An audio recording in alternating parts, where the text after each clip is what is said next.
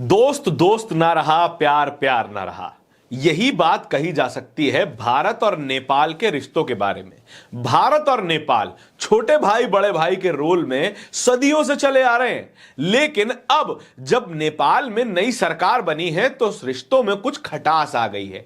जो लोग पहले नेपाल को अपना नानी घर समझते थे, जब चाहे बॉर्डर पार करके नेपाल चले जाते थे, जब चाहे वापस आ जाते थे, और नेपाल के लोग भी जब चाहे बॉर्डर पार करके भारत में आते थे, कामकाज करते थे, खरीदारी करते थे, अब उस पर बाधा लगने जा रही है। इसके साथ साथ भारत के जो फॉरेन सेक्रेटरी हैं विक्रम मिस्त्री, उनसे मिलने से मना कर दिया है नेपाल के प्रधानमंत्री बालेन शाह ने। बालेन शाह नए नए प्रधानमंत्री बने हैं और जेनजी के मसीहा के तौर पे देखे जा रहे हैं, लेकिन किसी को यह नहीं पता है कि यह ऊंट किस करवट बैठेगा। यानी कि बालेन शाह का झुकाव भारत की तरफ ज्यादा होगा या फिर चाइना की तरफ ज्यादा होगा, इस बात पर अभी कोई ठोस जानकारी निकलकर सामने नहीं आ रही है। लेकिन बालेन शाह के एंटी इंडिया रुख धीरे धीरे सामने आने लगे हैं।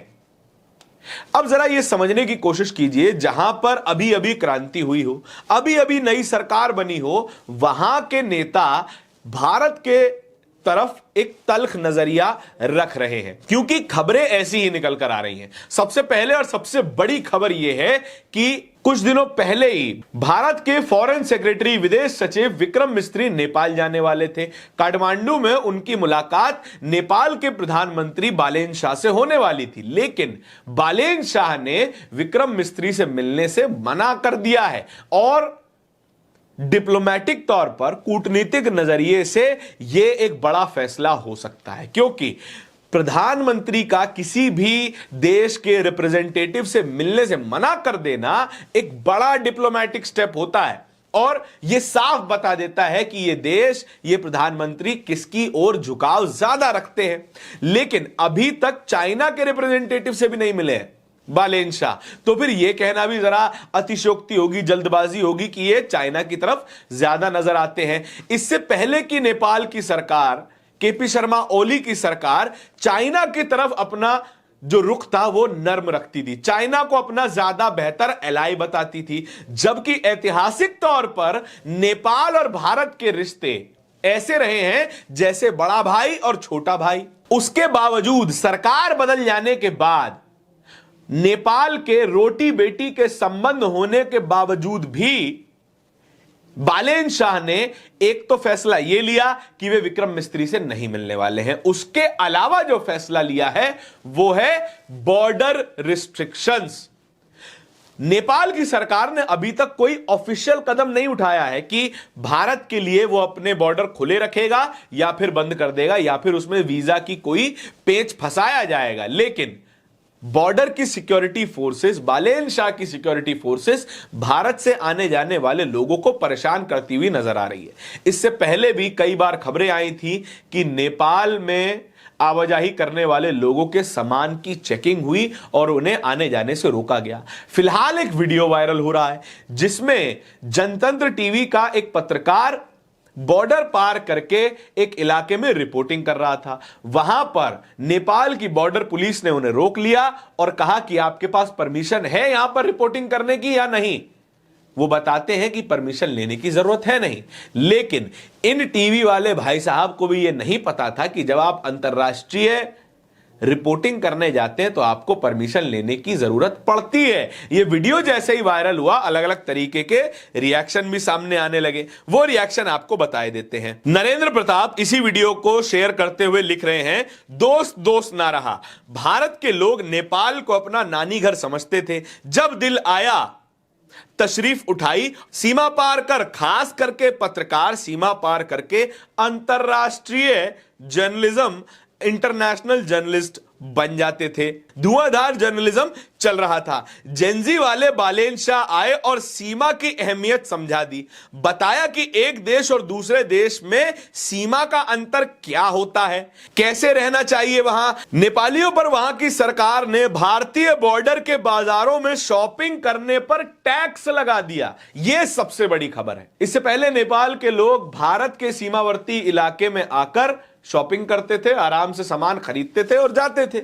उसी तरीके से भारत के लोग, बिहार के कई हिस्सों के लोग, उत्तर प्रदेश के कई हिस्सों के लोग आराम से नेपाल का बॉर्डर पार करते थे, वहां पर शॉपिंग करते थे, खरीदारी करते थे, घूमते घामते थे और वापस आ जाते थे। लेकिन अब ऐसा होना मुश्किल हो जाएगा। टैक्स लगाना शुरू कर दिया गया है उसके ऊपर। ये पत्रकार है, इन पत्रकार भाई साहब को यह जानकारी ही नहीं है कि किस तरीके से अंतरराष्ट्रीय रिपोर्टिंग की जाती है, लिहाजा इनको वहां पर पुलिस का सामना करना पड़ा और वीडियो डिलीट करके आना पड़ा। अब यह बात जरा समझने वाली है, बड़े ग्रे शेड की बात है। बालेन शाह एक तरफ है, बालेन शाह जेनजी के मसीहा, जेनजियों ने इन्हें चुना और प्रधानमंत्री बना दिया। अब उनका काम है अपने देश को थोड़ा बेहतर बनाने की कोशिश करना, वो कर भी रहे हैं। लेकिन इस बेहतर बनाने की मुहिम में भारत पर भारी असर पड़ सकता है, भारत और नेपाल के रिश्तों पर असर पड़ सकता है। बहुत सारे लोग ऐसे हैं बिहार के कुछ हिस्सों के, उत्तर प्रदेश के कुछ हिस्सों के, जहां पर रोटी बेटी का संबंध है। बिहार की बेटियां नेपाल में ब्याही गई हैं, नेपाल की बेटियां बिहार में ब्याही गई हैं। इस रिलेशन को मेंटेन कैसे रख पाएंगे बालेन शाह अगर इसी तरीके की सख्ती बनाए रखते हैं तो? भारत के व्यापारी और नेपाल के व्यापारियों में पुराना संबंध है, पुराने ट्रेडिंग रिलेशंस हैं। क्या उनको भी अफेक्ट करना पड़ेगा? क्या वो रिलेशंस भी बंद करने पड़ेंगे? क्या उन पर भी टैक्स लगाना पड़ेगा? इससे पहले कोई टैक्स नहीं होता था। लेकिन भारत की स्थिति समझिए, भारत का सबसे क्लोज नेशंस में से एक नेपाल है। तीन तरफ से नेपाल भारत से गिरा है, एक तरफ चाइना है और उसकी लोकेशन भी बड़ी स्ट्रेटेजिक है। अगर चाइना की तरफ नेपाल जाता है और अपनी जमीन का इस्तेमाल करने देता है तो भारत के लिए एक सामरिक संकट बन सकता है। यह सबसे बड़ी बात है और इसी चीज को लेकर तमाम खबरें भी चल रही हैं।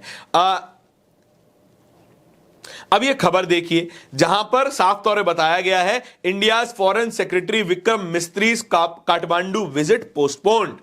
PM Shah refuse to meet Indian foreign secretary and the recent Nepal India dispute over India and China resumes Mansarovar Yatra through the disputed area. देखिए, भारत के लिए तो वो डिस्प्यूटेड एरिया है नहीं। जो नेपाल इस वक्त आप स्क्रीन पर देख रहे होंगे, ये कालका और लिपुलेख, यहां से होकर के कैलाश मानसरोवर यात्रा जाती है। इस एरिया पर नेपाल अपना दावा करता है जबकि ये भारत का हिस्सा है।